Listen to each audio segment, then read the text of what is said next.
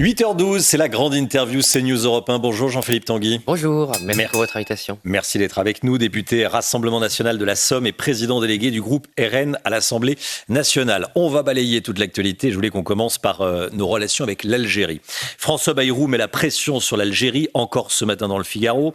Il laisse 6 semaines à Alger pour récupérer une trentaine de ressortissants algériens dangereux, présents sur notre sol, sur le sol français. Si l'Algérie n'obtempère pas, nous remettrons en cause les accords qui nous lient avec l'Algérie. Est-ce que c'est la bonne méthode ? Écoutez, je ne sais pas. En tout cas, il faudra voir s'il y a des actes. Parce que ce qui est sûr, c'est que le régime algérien, une fois de plus, à travers le président Tebboune, a montré une volonté de ne pas se plier, non pas à la volonté de la France, mais au droit international. Parce que ce qui me dérange dans la propagande du régime algérien, c'est toujours de faire oublier à de trop nombreux dirigeants français que notre pays demande simplement l'application du droit international. C'est une obligation pour un pays de récupérer ses ressortissants, en particulier les ressortissants qui causent du tort à un autre pays. Donc on est dans une enfreinte systématique du régime algérien pour faire sa propre propagande. Le régime algérien essaie de faire oublier à son peuple et à sa jeunesse qu'ils n'ont rien à leur proposer depuis l'indépendance, qu'ils ont gâché toutes les opportunités, notamment leurs ressources naturelles, dont ils disposaient. Et voilà, l'insulte contre la France, les accusations infondées contre notre pays sont en fait le carburant de ce régime autocratique. Pour l'instant, l'Algérie se victimise. Vous avez probablement lu le communiqué du ministère des Affaires étrangères algérien qui dénonce une cabale contre elle, une cabale menée par la France contre elle. Non mais exactement, mais c'est toujours, si vous voulez, ce récit propagandiste d'un régime né malheureusement sur la violence et sur aussi le refus de la démocratie en fait, parce que l'Algérie n'est pas un pays, n'est pas un régime comme un autre. Le peuple algérien est innocent évidemment de tout cela, mais son régime n'a rien à proposer. C'est d'ailleurs pour ça qu'on a autant d'immigration en provenance d'Algérie. Et je me souviens encore du voyage d'État de Monsieur Chirac il y a 20 ans en Algérie. La première chose que demandait la jeunesse algérienne, c'était quitter le pays dont leurs parents s'étaient battus pour l'indépendance. C'est quand même très paradoxal, si vous voulez, qu'un régime qui est né sur l'indépendance n'ait rien d'autre à proposer à sa jeunesse que fuir son propre pays. Qu'est-ce qui ferait céder l'Algérie, selon vous ? Qu'est-ce qu'il faudrait décider pour tordre le bras au régime algérien ? Des mesures simples, c'est-à-dire couper en fait l'ensemble des visas, les moyens financiers de la diaspora. Tous ces immigrés algériens en France, ils renvoient de l'argent en Algérie. Il faut couper tout cela. Bref, des mesures fortes, des mesures radicales aussi avec nos partenaires européens, parce qu'on parle toujours de l'Europe, de la coopération européenne.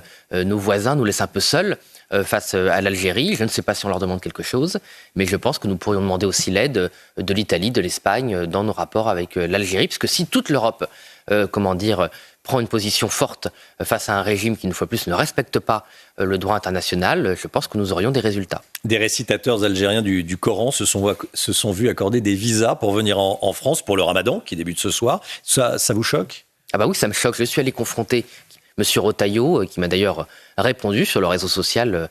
Je le remercie, mais c'est très grave, parce qu'en fait, M. Retailleau nous a expliqué, et j'avoue que j'ai été éberlué de lire ses propos, que la France avait besoin d'imams et de récitateurs étrangers pour intégrer les Français musulmans. Donc là, il y a un vrai problème de notion avec M. Retailleau. On n'a pas besoin d'imams algériens, d'imams turcs, d'imams marocains pour intégrer les Français de confession musulmane. Au contraire, il faut un islam français en France, tenu et surveillé par l'État, qui brise l'islamisme, évidemment. On ne peut pas interdire les influenceurs algériens, comme M. Retailleau le prétend le faire, et faire venir 100 influenceurs religieux algériens qui sont téléguidés par le régime algérien. C'est très bien que la mosquée de Paris, malheureusement, est presque une ambassade parallèle du régime algérien en France. Donc il est temps d'y mettre un terme.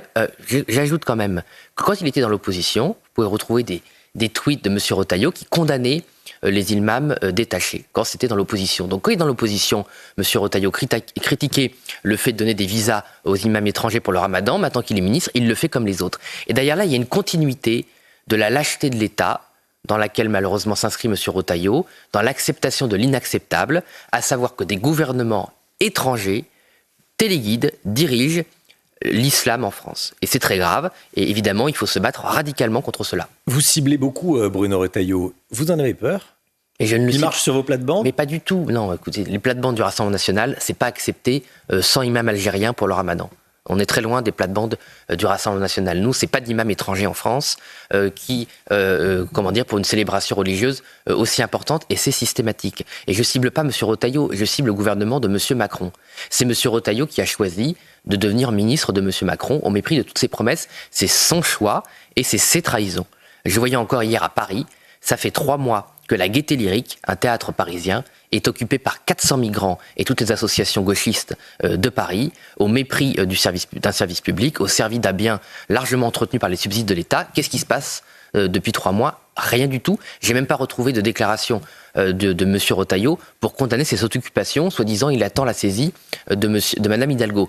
Si M. Retailleau attend que Mme Hidalgo lui demande de lutter contre l'immigration, je pense que là, on a tout le problème. C'est sûr que si un homme de droite attend qu'une femme de gauche, une des pires, veuille lutter contre l'immigration et l'occupation illégale, on ne va pas s'en sortir. Jean-Philippe Tanguy, député Rassemblement National, invité de la grande interview CNews Europe 1. Quand vous entendez Rima Hassan dire que l'Algérie est la Mecque de la liberté, alors que le régime d'Alger retient notre compatriote Boualem Sansal, 80 ans, malade d'un cancer, que dites-vous à la députée européenne insoumise ? Elle n'a qu'à devenir députée algérienne. Elle a 40, sa nationalité française, on la reprendra avec plaisir.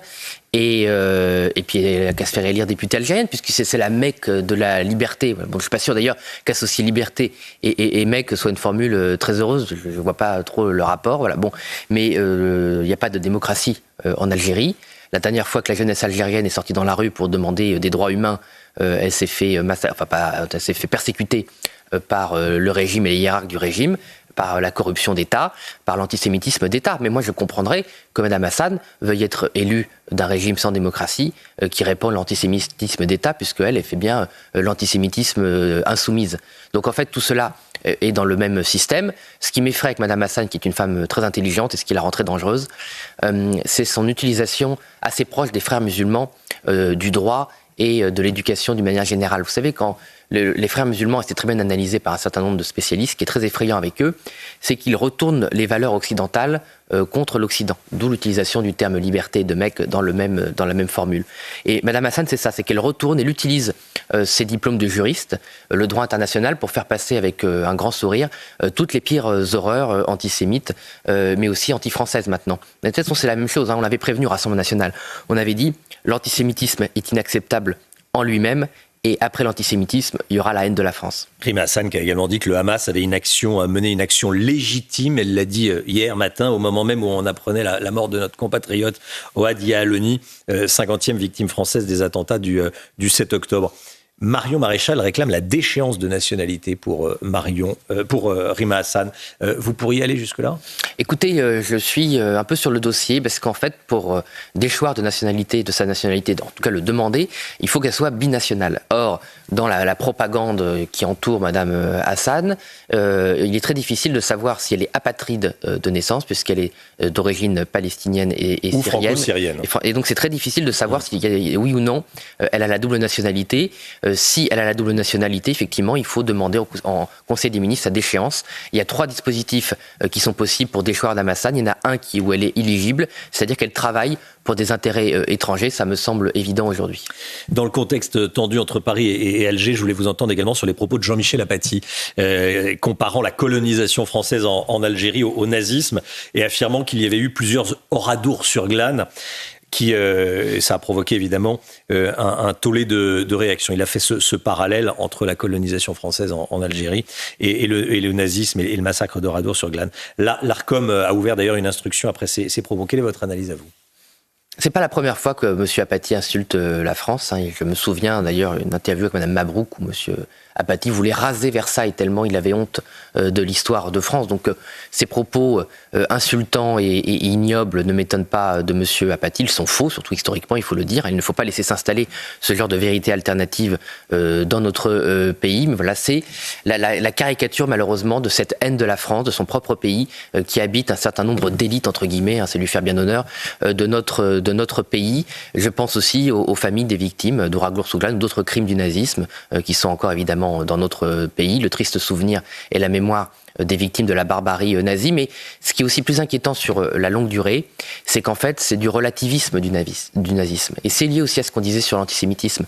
À force de relativiser ce qu'est la barbarie nazie, de banaliser en le rapprochant d'autres faits historiques qui n'ont pas de rapport avec lui, on favorise aussi les nouvelles formes de nazisme qu'est l'antisémitisme d'État ou d'organisation terroriste. Jean-Philippe Tanguy, député Rassemblement National de la Somme, invité de la grande interview CNews Europe 1. Un tribunal administratif a décidé de stopper les travaux de l'autoroute A69 entre Toulouse et Castres. Ça vous met hors de vous, j'ai lu ce que vous écriviez sur les réseaux sociaux. C'est le symbole de la France bloquée ? Totalement. J'avoue que j'étais hors de moi parce qu'en fait, je pensais qu'on avait passé enfin les étapes juridiques qui empêchaient ces travaux. Beaucoup d'argent sont dépensés. Il faut aider ces territoires ruraux à désenclaver, à mieux s'intégrer économiquement. Toute la France et l'Europe en général est paralysée par cette convergence des luttes entre une certaine magistrature gauchisée, des mouvements écolos qui n'ont que la haine, une fois plus, de la France et de l'économie à la bouche. Et ça coûte des centaines de millions d'euros à la France. Ce sont des opportunités économiques gâchées, ça décourage les entrepreneurs, ça décourage les élus locaux qui se battent pour s'en sortir avec leur territoire. On en a marre. Voilà. Moi, je n'en peux plus. C'est la victoire des écolos-bobos ? Pas ces écolos-bobos, c'est la victoire d'abrutis. Voilà. Il y a un moment, il faut utiliser les termes tels qu'ils sont. Ce sont des gens qui mentent aux Français, qui sont des obscurantistes, qui manipulent les peurs pour paralyser le développement économique de la France. Ils mentent, ils sont capables, si vous voulez, en année A, de déplorer la sécheresse et le manque d'eau pour les agriculteurs, et en année B, d'empêcher les bassins qui permettent la rétention d'eau et l'irrigation des cultures. Ils sont capables, dans le même raisonnement, de critiquer la facture d'électricité et d'empêcher qu'on construise des centrales nucléaires. Donc ce sont des gens qui condamnent les Français au déclin, à la décroissance, à l'appauvrissement. Notre pays a été appauvri par ces mouvements et cette convergence de lutte entre une partie de la magistrature et les pires gauchistes français, et on ne s'en sort pas. Voilà, quand je vois qu'en Chine, le gouvernement chinois va lancer le plus grand barrage du monde, qui à lui seul va produire autant que la moitié des centrales électriques de toute la France, et que nous, on n'arrive même pas à faire une autoroute. Je suis très inquiet pour mon pays, parce que derrière, c'est le niveau des salaires, c'est l'emploi, c'est la capacité à payer notre système social, à financer les retraites, la sécurité sociale. Voilà, derrière ce symbole d'une petite route, finalement, enfin d'une autoroute, cette paralysie, il y a l'appauvrissement des Français, l'appauvrissement de la France. Est-ce qu'il faut réduire le nombre de recours dans pareil cas ? Le chantier est déjà lancé ? Bien sûr, mais j'ai proposé à plusieurs reprises de réduire les recours avec le groupe du Rassemblement National. À chaque fois, les macronistes nous disent « oui, vous avez raison, vous soulevez un problème important », et puis ils s'allient avec la gauche, comme d'habitude, pour nous faire barrage. Donc derrière tout ça, il y a aussi ce système qui ruine la France depuis 30 ans, incarné par M. Barrou, les macronistes, et les LR macronisés, qui sont soumis à la gauche. Voilà. Et en fait, derrière les grands problèmes de la France, on a cette soumission de cette fausse droite qui parle fort, qui crie très fort, qui fait beaucoup de promesses dans les médias et qui en fait est toujours la carpette de la gauche. Jean-Philippe Tanguy, je voulais vous entendre également sur la retraite et ce que dit ce matin François Bayrou dans le Figaro. Le conclave sur les retraites a débuté hier, Force ouvrière a déjà claqué la porte et le Premier ministre dit que s'il y a blocage, il pourrait soumettre cette réforme à référendum. Ça serait la bonne solution ?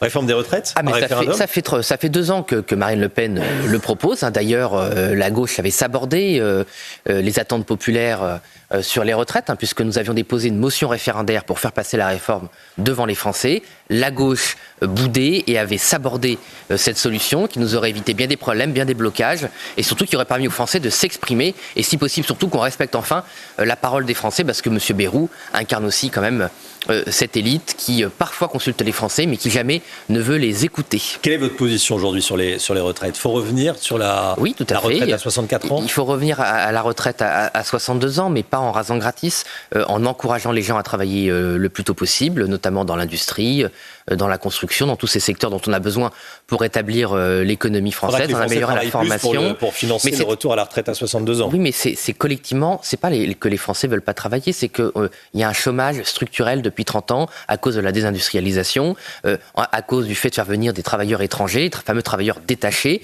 Ce système existe toujours dans le BTP, qui peut offrir un certain nombre de travaux à nos jeunes. Bref, il faut que la France reproduise de la richesse d'une manière générale et offre une perspective perspective aux Françaises et aux Français. Parce que depuis 30 ans, moi, depuis que j'ai conscience de la politique, qu'est-ce qu'on propose aux gens? C'est réduire les droits sociaux, travailler plus sans augmenter les salaires. Bref, il y a une France qui travaille dur. Et cette France qui travaille dur, elle n'est jamais récompensée. Elle est toujours confondue avec l'assistanat. Elle n'est pas valorisée. Et une fois plus, derrière ça, on en revient à l'appauvrissement de la France. Le respect de la valeur travail, c'est reconnaître le travail, valoriser le travail.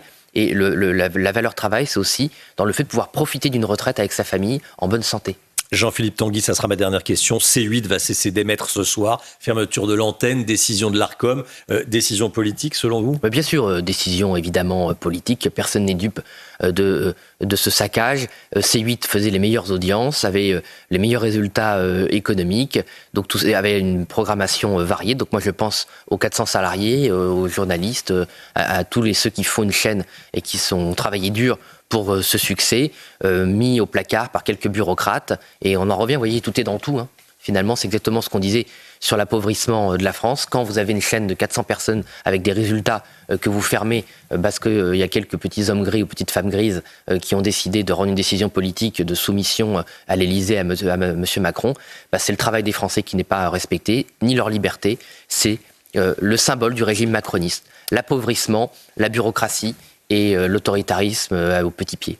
Jean-Philippe Tanguy, député RN de la Somme et président délégué du groupe RN à l'Assemblée nationale, était l'invité de la grande interview CNews Europe 1 ce matin. Merci à vous. Bonne journée à vous, Jean-Philippe Tanguy. À bientôt.